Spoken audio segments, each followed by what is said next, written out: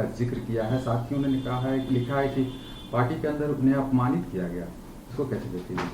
देखिए, बहुत ही भावुक पोस्ट है एक्स पर चंपई सोरेन जी का, पूर्व मुख्यमंत्री का, और ये झारखंड मुक्ति मोर्चा के भीतर खाने की घटिया राजनीति और जो वहाँ चालबाजी है उसको एक्सपोज करता है। इन्होंने स्पष्ट रूप से लिखा कि हेमंत सोरेन जब जेल से बाहर आए तो मुख्यमंत्री रहते हुए भी उनको कह दिया गया कि अगले 2 दिनों तक आप किसी कार्यक्रम में हिस्सा नहीं ले सकते। साहब, कौन मुख्यमंत्री से भी बड़ा संवैधानिक पदाधिकारी हो जाता है राज्य में जो मना करता है? भाई, व्यक्तिवादी और परिवारवादी पार्टियों में यही होता है। फिर उनको कहा गया कि विधायक दल की बैठक है, जबकि विधायक दल की बैठक बुलाने का नैतिक अधिकार विधायक दल के नेता यानी मुख्यमंत्री को था, और उसके बाद इनसे विधायक दल की बैठक में इस्तीफा लिखवा लिया जाता है जबरन। तो ये पूरे तरीके से तिरस्कृत और अपमानित किया इन्होंने पूर्व मुख्यमंत्री चंपई सोरेन को। और एक बार फिर से स्पष्ट हो गया कि हेमंत सोरेन की पार्टी में सोरेन परिवार के बाहर के किसी भी आदिवासी नेता, चाहे वो पूर्व मुख्यमंत्री क्यों ना हो, उसकी कोई इज्जत नहीं है, और उसको लगातार पार्टी में सिर्फ और सिर्फ एक परिवार का वर्चस्व है। और ये बहुत ही दुखद है। बहरहाल, उनके पोस्ट से पूरे इस राज्य की जनता जो है वो भावुक हो गई है। आदिवासी बहुत आक्रोश में है कि कैसे एक आदिवासी कोल्हान टाइगर का अपमान किया गया। जेएमएम कह रहे हैं कि उनको अपमान नहीं किया गया, बल्कि सम्मानित किया गया, मुख्यमंत्री भी बनाया गया, उन्हें सम्मान दिया गया, वो सीनियर लीडर थे। अगर वो भाजपा ज्वाइन करते हैं तो डूबते हुए नाव की सवारी करेंगे। देखिए, डूबते हुए नाव तो वो हमारे कॉपीराइट को छुड़ा रहे हैं। डूबता हुआ नाव तो जेएमएम है। जेएमएम से लोग छोड़कर भाग रहे हैं, तितर बितर हो रहे हैं। लोगों को स्पष्टीकरण देना पड़ रहा है कि जेएमएम से अब हम अभी भी जुड़े हुए हैं।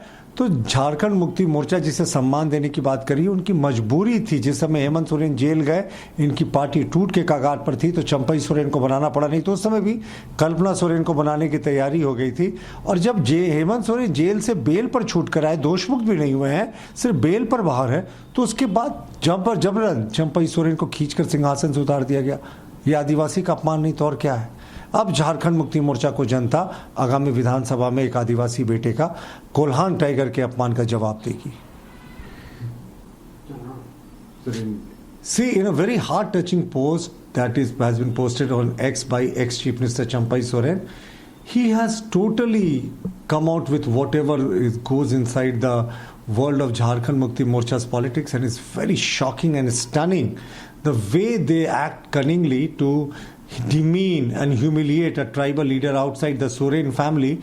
Chief Minister Champai Soren was Chief Minister for 5 months after Hemant Soren went to jail, and once Hemant Soren came out, Champai Soren writes in the post that he was asked not to attend any government functions for the next 2 days. Now, who can be a bigger constitutional authority than the Honorable Chief Minister of the state, who is instructing Chief Minister not to attend functions?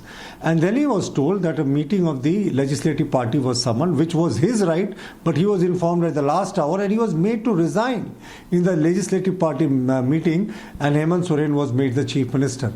So this just goes on to show how a tribal leader, be the stature of an ex-chief minister, is humiliated inside the Jharkhand Mukti Morcha just because he is not a part of the Soren clan. He is not a relative of Hemant Soren, and Hemant Soren is so power thirsty that unceremoniously Champai Soren was removed without assigning any reason, and now Champai Soren has made it abundantly clear that he was humiliated and he was taken to task and he had tears in his eyes.